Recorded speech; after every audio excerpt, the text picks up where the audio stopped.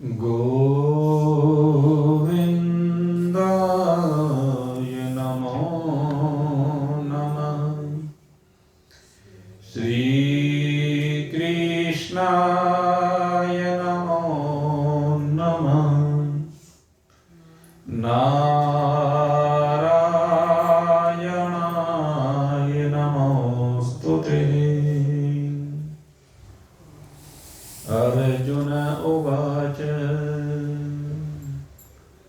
चञ्चलमहि मनः कृष्ण परमार्थि बलवदृढम् तस्याहं निग्रहं मन्ये वायुरिव सुदुष्करम्। श्रीभगवानुवाच संशयं महाबाहो मनो दुर्निग्रहं चलम् अभ्यासेन तु कौन्तेय वैराग्येन च गृह्यते। संयतात्मना योगो दुष्प्राप इति मे मतिः। वश्यात्मना तु यत्याता शक्यो एवाप्तुमुपायतः।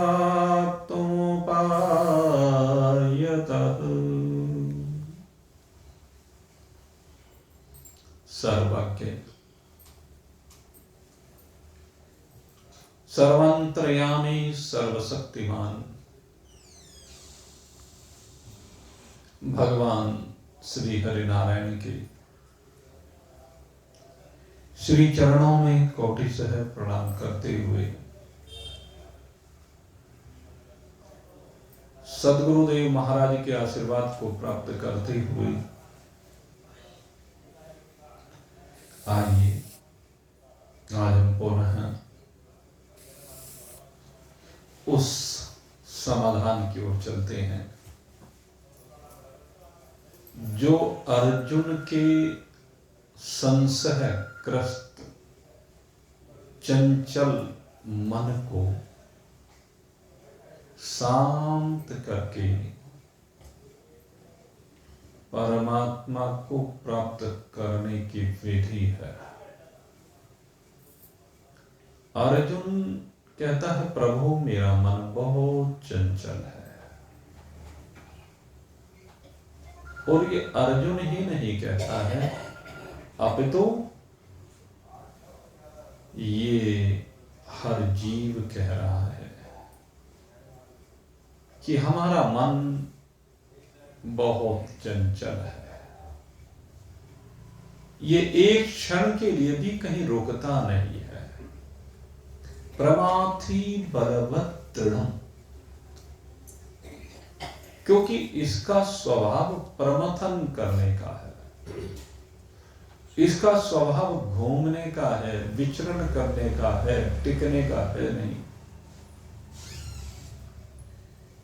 एक एक संकल्प उत्पन्न होकर के अनेक विकल्पों को जन्म देता चला जाता है।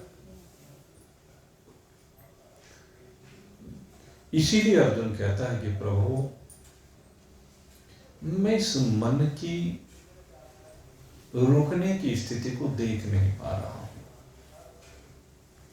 आप चाहें तो सब कुछ कर सकते हैं, क्योंकि हे प्रभु आप तो कर्तुम अकर्तुम अन्यथा कर्तुम सर्व समर्थ ईश्वर है। आप तो सब कुछ करने में समर्थ हैं। हे प्रभु मैं आपकी शरण में हूं।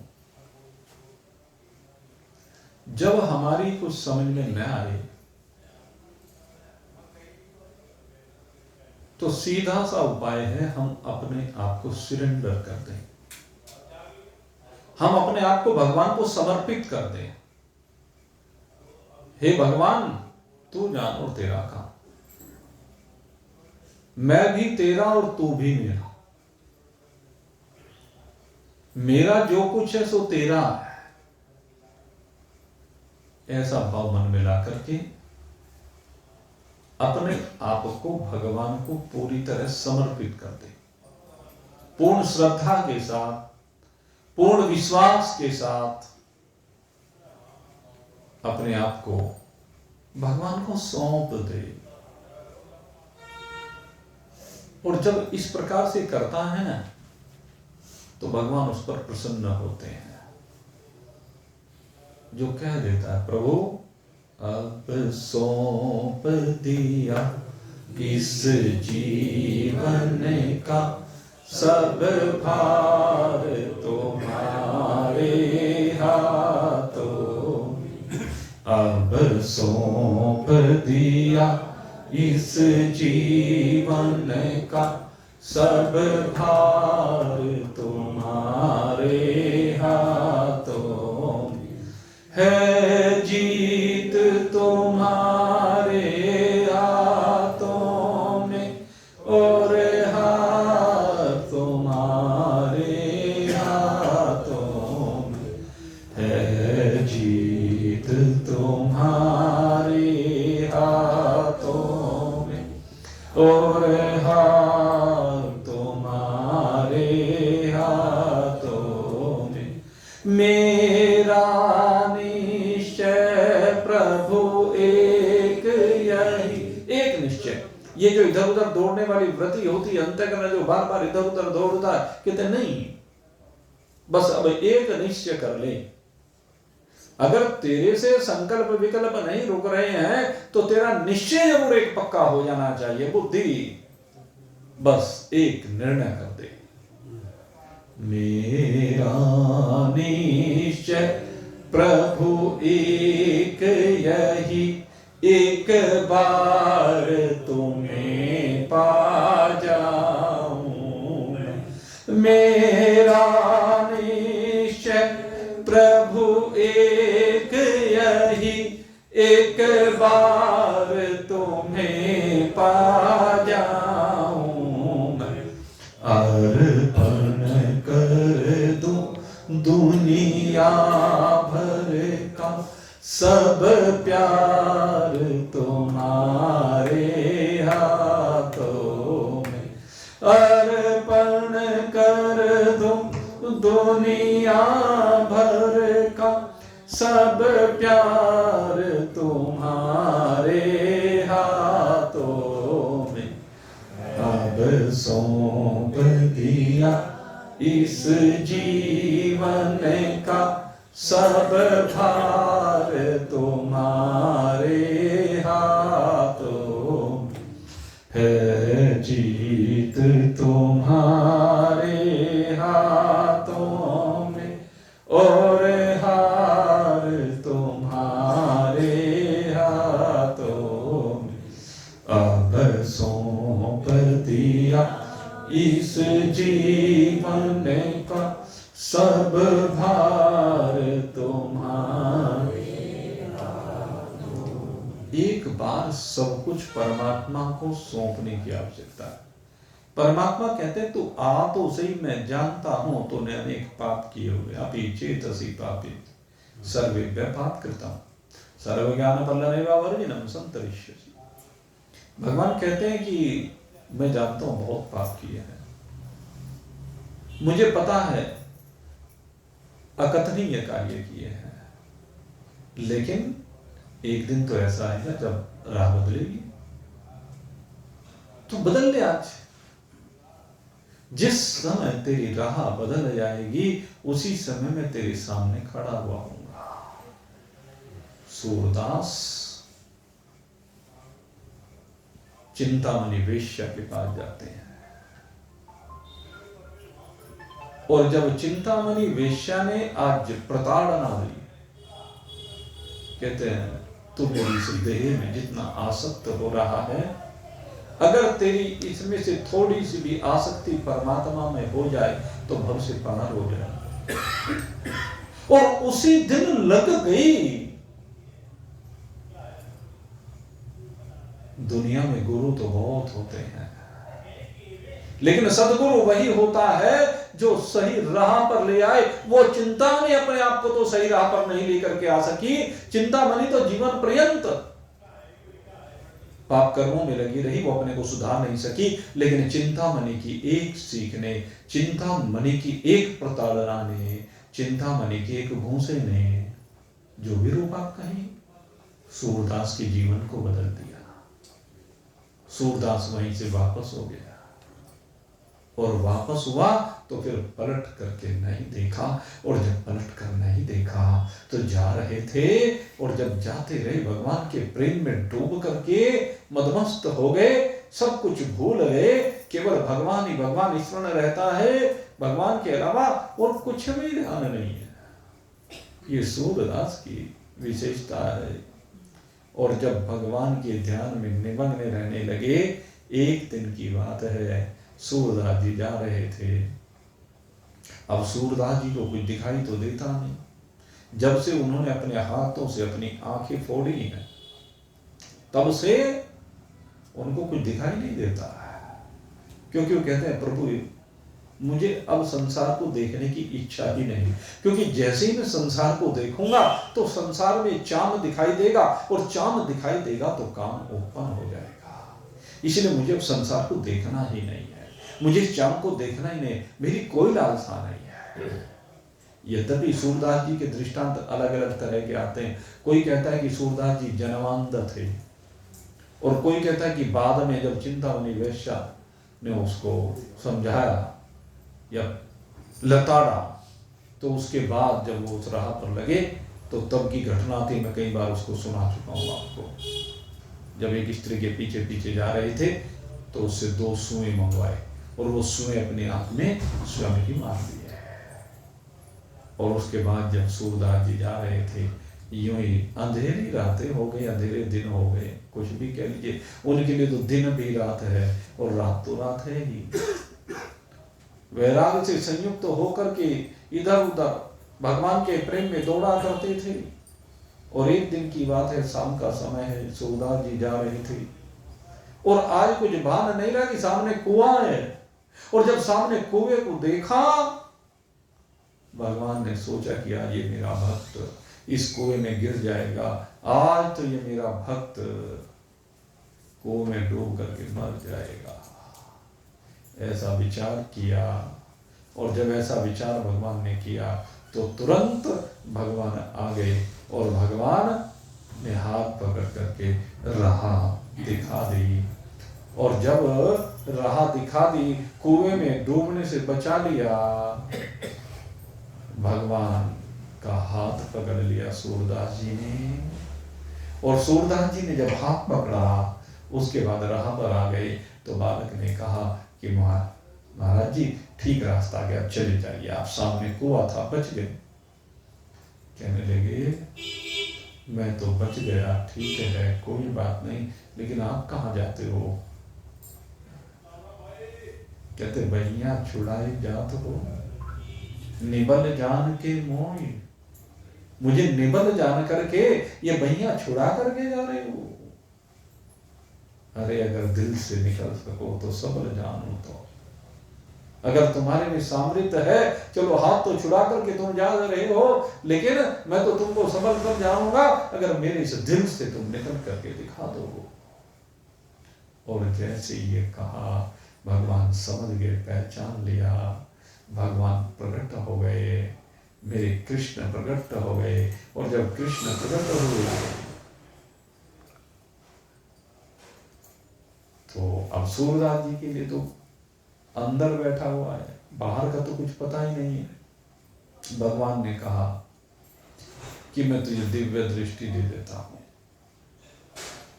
कहने लगे, हाँ प्रभु दे दीजिए, आज जब आप मेरे सन्मुख आए हैं तो दिव्य दृष्टि तो दे दीजिए, कम से कम एक बार देख तो लो, आपका स्वरूप कितना मनमोहक है। अरे आज तक जिस स्वरूप की महिमा मैं बखान करता रहा हूँ, सूरदास जी ने भगवान का स्वरूप बहुत सुंदर बखान किया है। ऐसे दिव्य स्वरूप की वर्णन आप देखेंगे, सूरदास जी की जो रचनाएं आती हैं, उन्होंने सूरदास जी ने बहुत सुंदर भगवान के स्वरूप की रचना की है। अपने आप ही रचना की है। तो देखो तो सही, हम मेरी रचना से भी सुंदर हैं क्या? भगवान ने दिव्य दृष्टि दी और जैसी भगवान को देखा है, भगवान के उस मनमोहक स्वरूप को देखा है, अद्भुत स्वरूप को देखा है, जो करोड़ों कामदेव की शोभाओं को लज्जित करने वाला स्वरूप है, जो अनेक सूर्यों के तेज को भी फीका कर देता है। ऐसा दिव्य वो अलौकिक मुखारविंद, मंद मंद मुस्कान है भगवान के उस मुखारविंद पर।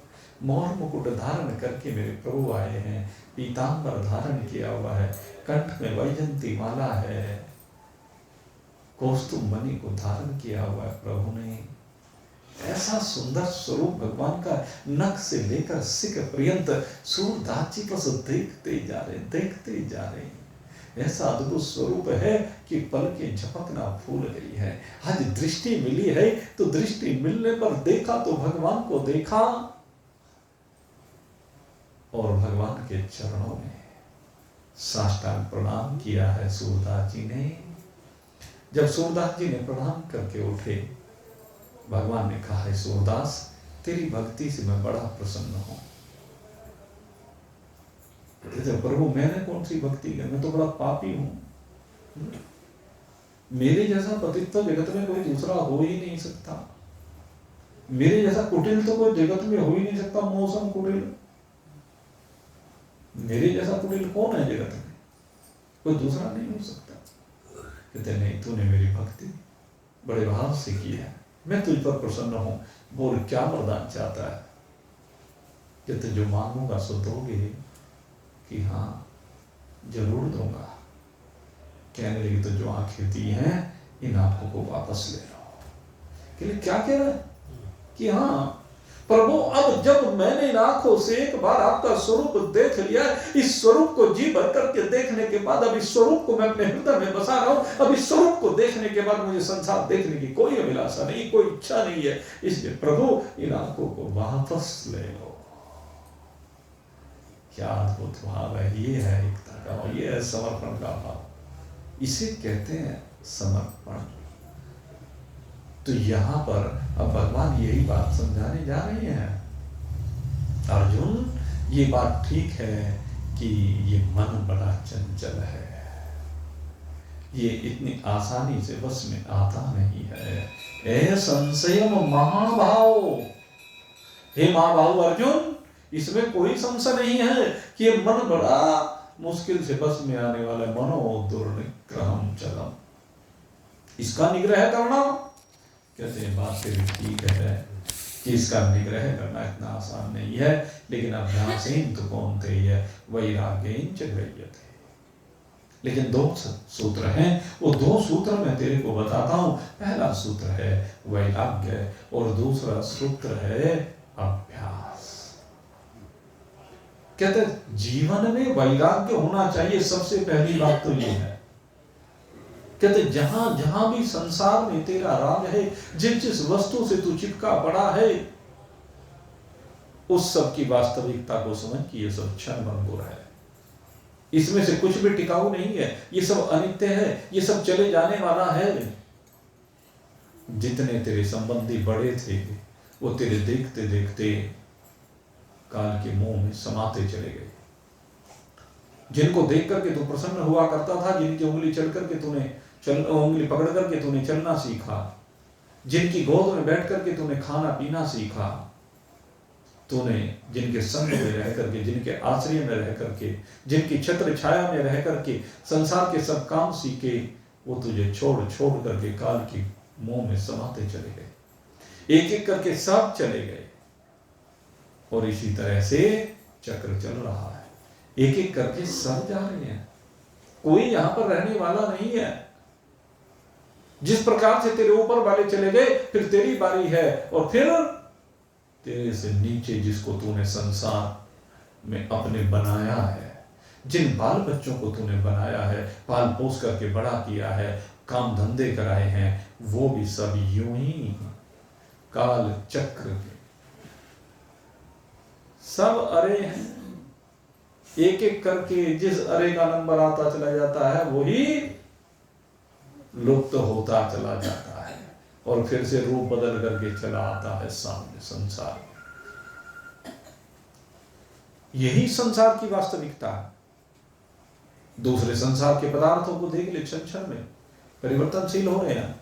और इसके ऊपर पूर्व के सत्संग में आपको काफी विस्तार के साथ से बता दिया था कि किस प्रकार से संसार के सारे पदार्थ क्षण क्षण में मिट रहे हैं, परिवर्तित हो रहे हैं, रूप बदल रहे हैं। क्षण क्षण में रंग बदले दुनिया, क्षण क्षण में रंग बदले दुनिया, अचल सहारा एक ही है। रंग बिरंगी पुतली जग में, पुतली वाला एक ही है, पुतली वाला एक ही है। जादूगर के जादू देखो, क्या क्या माल दिखाता है। जादूगर के जादू देखो, क्या क्या माल दिखाता है। दिखा दिखा कर खेल हजारों, अंत क्षम रह जाता है। खेल खिलाड़ी बदल रहे हैं, खेल खिलाड़ी बदल रहे हैं, सबका पाला एक ही है, सबका पाला एक ही है। रंग बिरंगी पुतली जग में, पुतली वाला एक ही है, पुतली वाला एक ही है। पहला खेल किसने खेला? बाबा दादा नाना नानी ने खेला। उसके बाद कहते माँ बाप ने खेला। उसके बाद तुम खेल रहे हो, और उसके बाद बच्चे खेलेंगे, उसके बाद पोते खेलेंगे, और उसके बाद उनके बच्चे उनके बच्चे उनके बच्चे खेलते चले जाएंगे। ये संसार का चक्र यूं ही चलता चला जाएगा। खेल खिलाड़ी बदल रहे हैं। खेल खिलाड़ी बदल रहे हैं। वो कौन है? हमने देखा बचपन में क्रिकेट का बड़ा शौक था लोगों को, आज भी है। और ट्रांजिस्टर हुआ करते थे, और ट्रांजिस्टर में बस चिपके बैठे रहते थे लोग। भीड़ लगी रहती थी पान वालों की दुकान पर, चाय वालों की दुकान पर। जब क्रिकेट का मैच होता, कमेंट्री आती, और बस सबको एक ही बात जाननी थी, स्कोर क्या चल रहा है, कौन खेल रहा है। देखा सुनील गावस्कर, सुनील गावस्कर तो हमारा सबसे श्रेष्ठ प्लेयर है। जब तक ये है तब तक आस है। गुंडप्पा विश्वनाथ के होते हुए कहता किसकी हिम्मत है जो हमें हरा दिया। एक दौर था इनका साले बहनोई का, वो चला गया। उसके बाद बारी आई, कहने लगे कौन किसकी बारी है? कहने लगे सचिन तेंदुलकर आ गया, राहुल द्रविड़ आ गया, सौरभ गांगुली आ गया, अनिल कुंबले आ गया, कपिल देव आ गए। इनका दौर चला। ये भी अपनी बोली बोल करके अपने खूब वाह करा करके ये भी चले गए। फिर आ गया धोनी, आ गया ये विराट कोहली, आ गया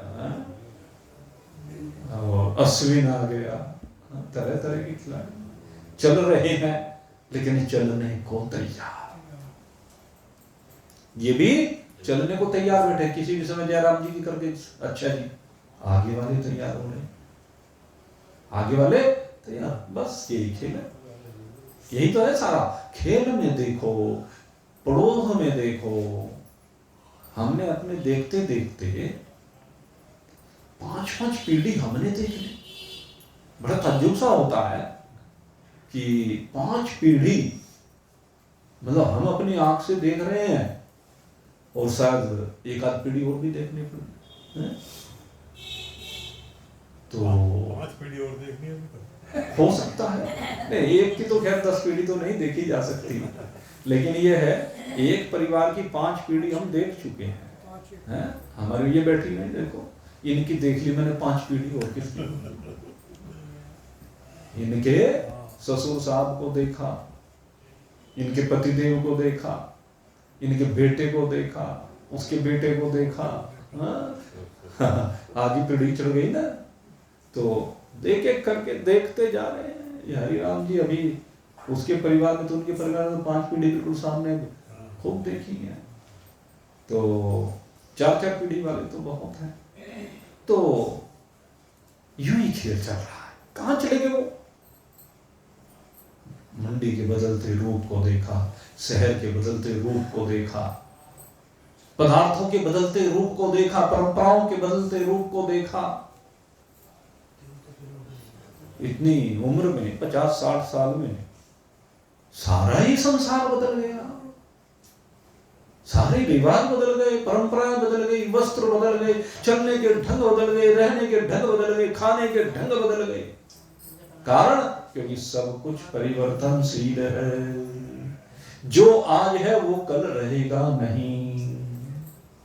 बारह मन की धोबन देखो, कुतुब मीनार देखो लोग।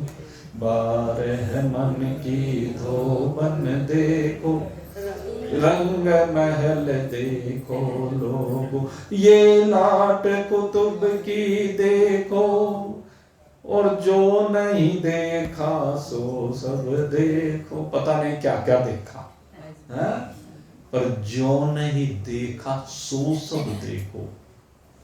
क्या नहीं देखा? कि देखने वाला एक ही है, देखने वाला एक ही है। रंग बिरंगी पुतली जग में, पुतली वाला एक ही है, पुतली वाला एक ही है। क्षण क्षण में रंग बदले दुनिया, अचल सहारा एक ही है। आई जवानी बालक उछले, बूढ़ो देखो अपना तन, बूढ़ो देखो अपना तन। बनती और बिगड़ती दुनिया, जागृत स्वप्न सुसुप्ति मन, जागृत स्वप्न सुसुप्ति मन। गरम मसाला इसने डाला, अमर उजाला एक ही है। रंग बिरंगी पुतली जग में, पुतली वाला एक ही है, पुतली वाला एक ही है। क्षण क्षण में रंग बदले दुनिया, अचल सहारा एक ही है। शरीर के बदलते रूप, आई जवानी बाल, बुढ़ो देखो अपना है? बालक में उछलता फिरता है, जवानी आती है भोगों में लगा रहता है, और जब बुढ़ा होता है तो असहाय हो जाता है, शिथिल हो जाता है शरीर, चला नहीं जाता। सारे जोड़ ऐसे हो जाते हैं कि बैठ के उठा नहीं जाता, घुटने चलने नहीं देते, आंखें देखने नहीं देती, कान सुनने नहीं देते, हाथ करने नहीं देते, पेट पचने नहीं देता। सब लालसाएं अधूरी रह गई। मैं तो ये समझू था मन में, धंधा खत्म करूंगा कुछ दिन में और फिर जाए बसूंगा वन में। उम्र मेरी बहुत बड़ी, पर पता नहीं चला कब मौत सराहने आकर के खड़ी हो गई, कब मौत का संदेशा आ गया। आएगा, इसलिए जो करना है अभी कर ले, कल नहीं आएगी, इसलिए अभी कर ले। इस विविधता को देख, इस विविधता को पहचान, इस विविधता को देख करके इसके चक्कर से बाहर निकल, इस संसार की गिरफ्त से बाहर निकल, संसार के कैद खाने से बाहर निकल। किस प्रकार से तू जकड़ा पड़ा है, इस जकड़न को महसूस कर और इस जकड़न के कारण को ढूंढ करके काट डाल इन बंधनों को। वर्ण आश्रम रंग बिरंगे, इनसे खेलो खेले में। वर्णों के बंधन में बंधा पड़ा है। मैं ब्राह्मण हूं, क्षत्रिय हूं, वैश्य हूं, शूद्र हूं, ये बंधन ही तो है सब। मैं ब्रह्मचारी हूं, गृहस्थी, वानप्रस्थी, सन्यासी हूं, ये सब बंधन है। ये भिन्न भिन्न रंग इस उपवार में, इस वाटिका में सजाए गए हैं, और इनके आकर्षण में फंस करके तो इनकी सुगंध लेते हुए इन भोगों को भोग रहा है, और बार बार जन्म से मृत्यु की ओर जा रहा है, मृत्यु से जन्म की ओर जा रहा है। भगवान कहते हैं पहचाने इनको। वर्ण आश्रम रंग बिरंगे, इनसे खेलो खेले नी, एक ही साथ अनेक विराज माया के इस मेले में, माया के इस मेले में। एक ही साथ अनेक विराज माया के इस मेले में, माया के इस मेले में। सत्य प्रधारक ज्ञान प्रकाश आनंद प्याला एक ही है, सत्य प्रधारक आनंद प्रकाश आनंद प्याला एक ही है। रंग बिरंगी पुतली जग में, पुतली वाला एक ही है, पुतली वाला एक ही है। कौन है वो? सत्य प्रधारक ज्ञान प्रकाशक आनंद प्याला। तीन चीजें कही। वो कौन है? जो सदा सत्य है, जो हर स्थिति में रहता है, जिसने तेरे हर खेल को देखा है, जिसने संसार के सब खेलों को देखा है, जो संसार के सारे खेल का साक्षी है, वो सत्य है, वह नित्य तत्व है।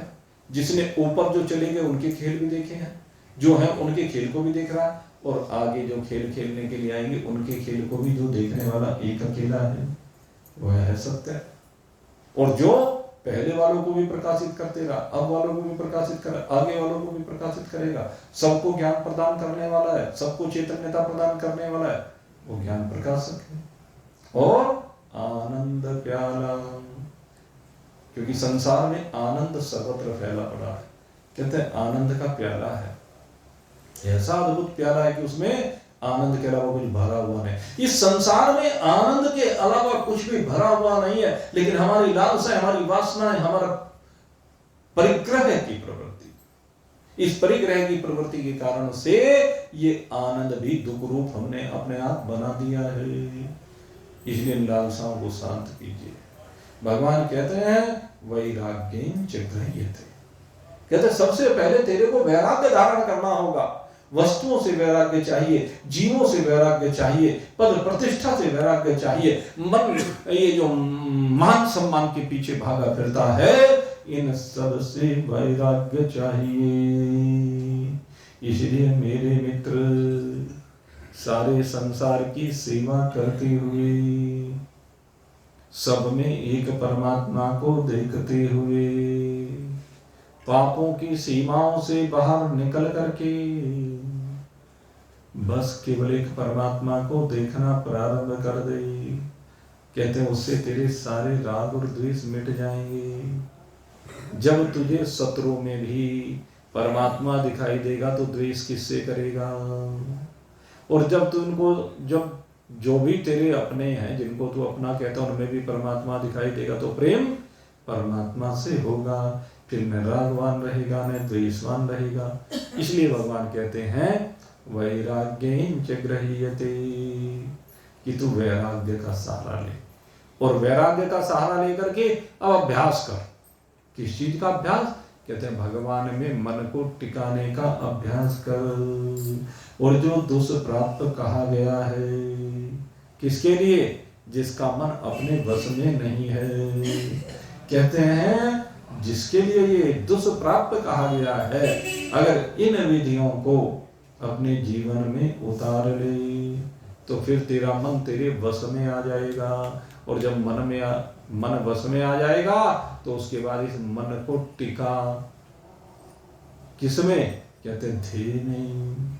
और उसके लिए क्या कर, यहाँ पर कुछ साधन बताए गए। अब मन को लगाने के आज कुछ साधन बता रहे हैं।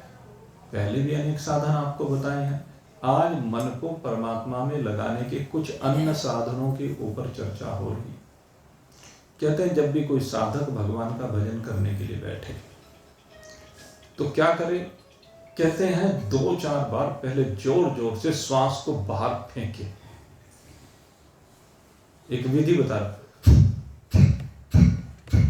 आपने देखा होगा ना, जैसे वो स्वामी रामदेव जी हैं, जोर से श्वास को बाहर झटके देते हैं।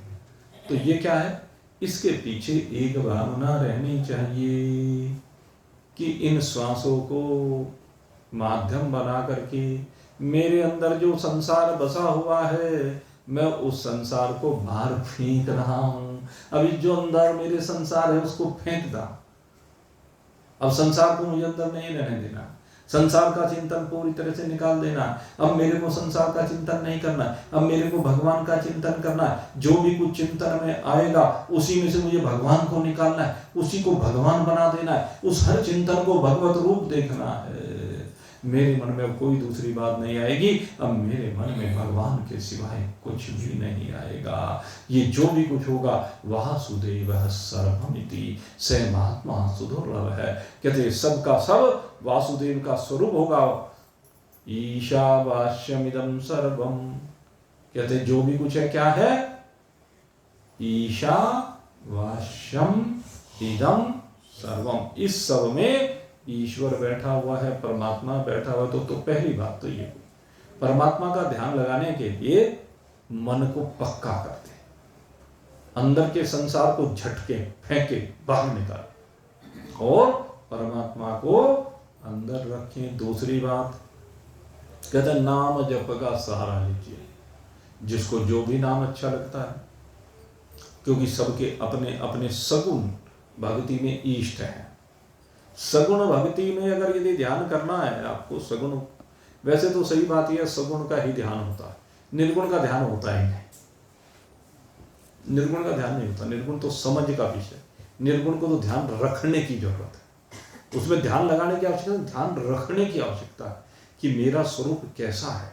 निर्गुण में क्या है कि मेरा स्वरूप ऐसा है, कैसा है, असीम है, अनंत है, अखंड है, एक रस है, दृष्टा है, साक्षी है, केवल्य है, सत्य है, चित्त है, आनंद है, घन है, निराकार है, निर्विकार है, नित्य है, अविनाशी है। इस प्रकार से ये सब जब हम चिंतन करते हैं, और इनको गहराई से चिंतन कीजिए, केवल कहने से नहीं, अनंत कह देने मात्र से अनंत नहीं हो जाता, अनंत के ऊपर चिंतन करने की आवश्यकता कि मैं अनंत हूँ।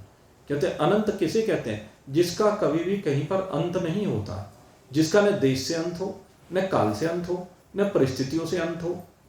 कहते हैं पृथ्वी जल में समा जाती है तो अंत हो जाता है, जल अग्नि में समा जाता है तो अंत हो जाता है जल का, अग्नि वायु में समा जाता है तो अंत हो जाता है अग्नि का, वायु आकाश में समा जाता है तो अंत हो जाता है वायु का, और ये आकाश किस में समा जाता है, तामस अहंकार में। और तामस अहंकार में समाने के बाद ये तामस अहंकार मूल प्रकृति में समा जाता है, महतत्व में समा जाता है, और ये दो सब मिलकर के परमात्मा में समा जाते हैं। तो इस प्रकार से ये सब अंत वाले एक एक करके मिटते चले जाते हैं, रहते नहीं है। लेकिन मैं मिटने वाला नहीं हूं, मेरा कोई अंत नहीं, क्योंकि मैं शुद्ध सच्चिदानंद घन परमात्मा का ही स्वरूप हूं। उससे विलग मेरी वास्तविकता कुछ भी नहीं। सर्व खलविदम ब्रह्म, ये निर्गुण का ध्यान है। और सगुण के ध्यान की जब हम बात करते हैं तो कहते हैं ना, पहले नाम जप के सहारे लग लो है। जैसे जैसे आप भगवान के नाम का जप करोगे, कहते हैं तो एक चीज का जप में विशेष रूप से ध्यान रखने की बात है। जब भी हम जप करते हैं तो जप के बीच में समय को खाली मत जाने दो। जप के बीच का समय खाली नहीं होना चाहिए, निरंतरता होनी चाहिए। मान लीजिए राम राम जप कर रहे हैं और राम राम भाई लगातार तो बोला नहीं जा सकता, तो कहते हैं इसको बोलने का दूसरा तरीका है, क्या है, राम,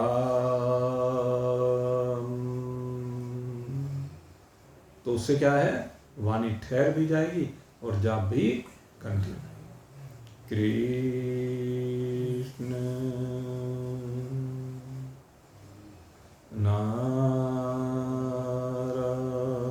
नारायण अपने हिसाब से। तो इसको इस तरीके से कहते हैं, इसके बीच में जगह खाली ना छोड़ो, चाहे धीरे धीरे करो।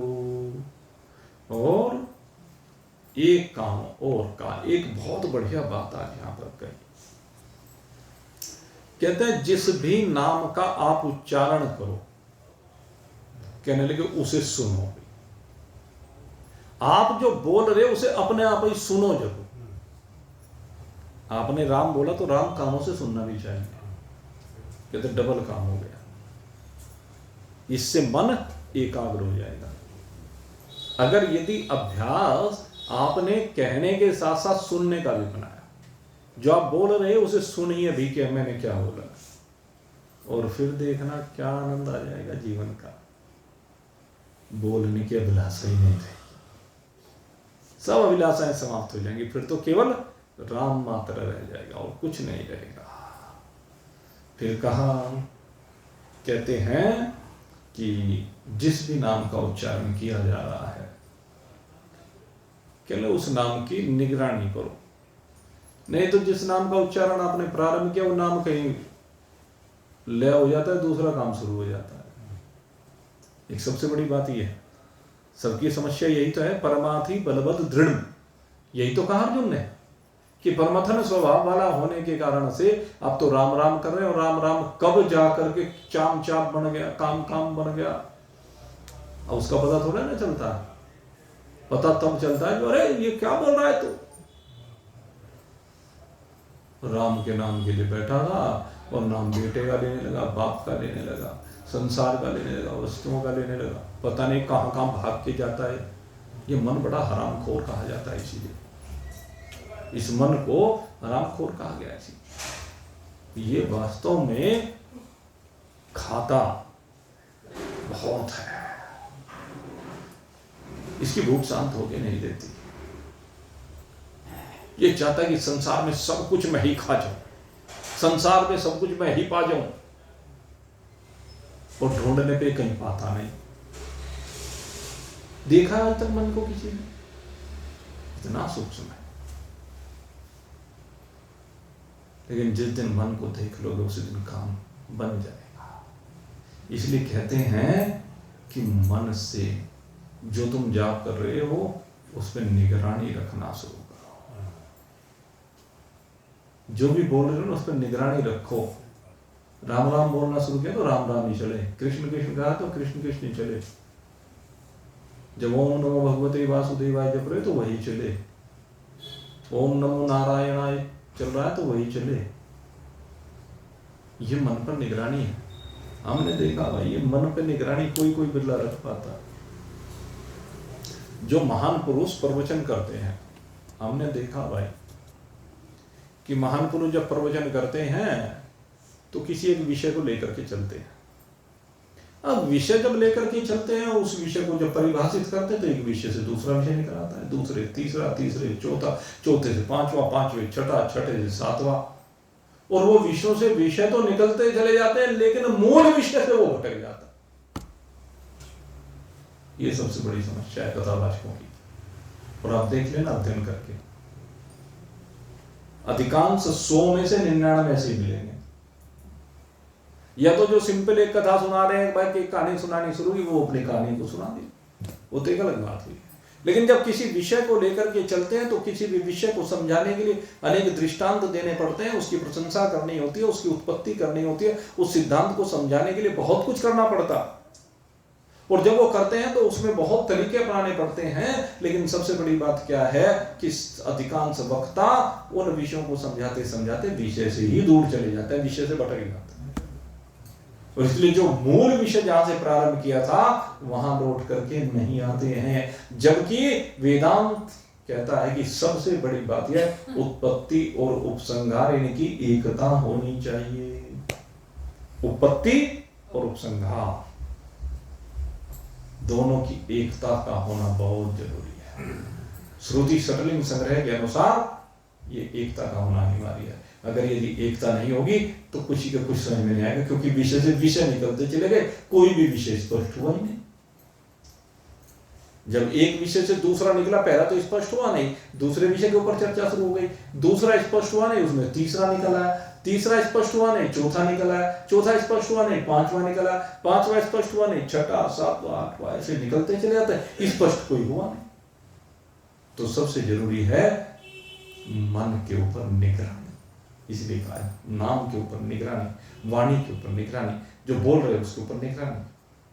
अगर उसके ऊपर निगरानी रहेगी तो विषय पर रहोगे, समस्या पर रहोगे, समाधान पर रहोगे। ये कथा करने वालों का विशेष दायित्व है, उसे समझना पड़ेगा। और नहीं तो भाई टांग खींचने वाले बहुत होते हैं, बहुत, एक नहीं अनेक। एक शब्द गलत निकल जाए, एक शब्द विषय से अलग निकल जाए, वो पूरी कथा उनकी कुछ समझ में नहीं आती, वो विषय जरूर समझ में आता। अब एक बार क्या हुआ, वो वैसे भाव में 1 लाख पूत 1 लाख नाती तार रावण गर्धिया बाती, ये कहा गया। एक गांव में कथा कर रहे थे और ये कहा गया। अब कथा के बाद एक महानुभाव आए, कहने लगे कि हमने तो सुना था 1 लाख पूत 1.25 लाख नाती होते हैं, आपने तो 1 लाख पूत 1 लाख नाती कह दी। मैंने कहा भाई 25,000 को मैंने बचा के रखा, उनको कल को मारूंगा। सारे एक ही दिन क्यों मरवाता है? अब भगवान राम ने एक दिन थोड़े रावण को मार दिया, अभी 25,000 मैंने बचा के रखी। तो भाई पकड़ने वाला तो ऐसी ऐसी बातों को पकड़ता है, इसलिए बहुत ध्यान करना पड़ता है। और कहां से कौन क्या प्रश्न लेकर आ जाए, अगर यदि आपने ग्रंथों का अध्ययन नहीं किया है तो आप संशयों का समाधान नहीं कर सकते। और ऐसे में बचने का तरीका है, भाई जब कोई विषय समझ में नहीं आया, किसी का समाधान नहीं दे पाए तो गलत समाधान मत दीजिए, हाथ जोड़ दीजिए, भाई अभी मेरी समझ में नहीं आ रहा है या अभी मेरे पास समय नहीं है, कल को विचार करके बताऊंगा। और छोटे बाप का बनने में कोई दिक्कत नहीं है, भाई इसका जवाब मैं नहीं जानता, क्या फर्क पड़ गया। अब सब चीजों का जवाब संसार में क्या खोदोगे? सारे संसार को कौन खोद सकता है? सारे संसार के बारे में जानकारी किसे हो सकती है? कोई फिल्मों का प्रश्न पूछेगा, कोई खेल का प्रश्न पूछेगा, कोई राजनीति का प्रश्न पूछेगा, कोई भूगोल का पूछेगा, कोई इतिहास का पूछेगा, कोई नागरिक शास्त्र पूछेगा, कोई फिजिक्स में घुस जाएगा, कोई केमिस्ट्री में, कोई मैथमेटिक्स में, कोई बायो में। ये भरोसा थोड़ा है ना कौन सा कहां से ले आए। अब कोई विशेषज्ञ हो सकता है, स्पेशलिस्ट, मान लीजिए आंखों का स्पेशलिस्ट है तो उससे आप आंख का इलाज कराओगे या कान का कराओगे? हार्ट के स्पेशलिस्ट से आप आंखों का इलाज करा लोगे क्या? दांतों का करा लोगे क्या? तो भाई जो जिस चीज का स्पेशलिस्ट है वो उसकी चर्चा कर सकता है, लेकिन ये विषय ऐसा है, इसमें ऐसी खिचड़ी पकी हुई है सबके दिमाग में, तो भाई अगर समाधान कर दिया तब तो ठीक है, नहीं कर दिया अरे तो कुछ नहीं, हमने देख लिया, उसमें उसे कुछ नहीं पता, वो तो ये बेवकूफ बनाता फिरता। इसलिए बहुत सजग रहने की आवश्यकता है, बहुत समझने की जरूरत है, और वाणी के ऊपर बहुत नियंत्रण रखने की आवश्यकता होती है। अगर वाणी के ऊपर हम नियंत्रण नहीं रखेंगे, जो जी में आए कोई कह दिया कुछ भी नहीं, भाई बहुत सोच विचार के बोलना पड़ता है। कई बार फ्लो में निकल जाता है ना, तो उसे संभाल लेनी चाहिए बात को तुरंत। नहीं संभालेंगे तो पकड़ लेगा कोई ना कोई। मैं बापूजी महाराज कहीं को पड़े हुए हैं, क्यों सड़ रहे हैं? पप्पू, यही तो कहा था। ये तो सारी दुनिया में पूजते फिर रहे थे, करोड़ों भगत हो गए थे, दुनिया भर की संपत्तियां हो गई थी, और बस पप्पू कहते काम गड़बड़ा गया। अब अंदर क्या था वो तो राम जी जाने, हम क्यों कुछ कहें भाई किसी के बारे में। लेकिन गड़बड़ तो यहीं से शुरू हुई ना, तो इसलिए वाणी पर नियंत्रण रखना बहुत जरूरी है। खैर, ये मन का खेल ऐसा है, पहले वैराग्य चाहिए, फिर अभ्यास। अभ्यास के संदर्भ में कुछ चर्चा आज आपके सामने की है, और कल फिर इसी चर्चा को आगे बढ़ाएंगे। अभ्यास हमें क्या क्या करना चाहिए, नाम जप आदि। और सबसे बड़ी बात है, कल मैं भगवान के स्वरूप में किस प्रकार से मन को टिकाया जाता है आपके सम्मुख इस विषय को रखूंगा, क्योंकि आगे यही विषय है। भगवान यही समझा रहे हैं अर्जुन को कि मन किस प्रकार से भगवान के स्वरूप में ऐसे स्थिर किया जाता है कि फिर वो इधर उधर दौड़ता नहीं, और उसका भी बारंबार किस प्रकार से अभ्यास करना चाहिए। तो ये चर्चा आपके सामने कल करेंगे। आज यहीं पर आप चर्चा को विश्राम दे रहे हैं। आज से समय 15 मिनट का परिवर्तन किया था, 7:45 बजे से 8:45 बजे तक। कुछ दिन ऐसे ही चलाएंगे, फिर 15 मिनट की कमी जो रह रही है उसे और दूर कर देंगे, क्योंकि जैसे जैसे दिन बढ़ेगा और ऐसे हम भी बढ़ा देंगे। बोलिए सच्चिदानंद भगवान की जय।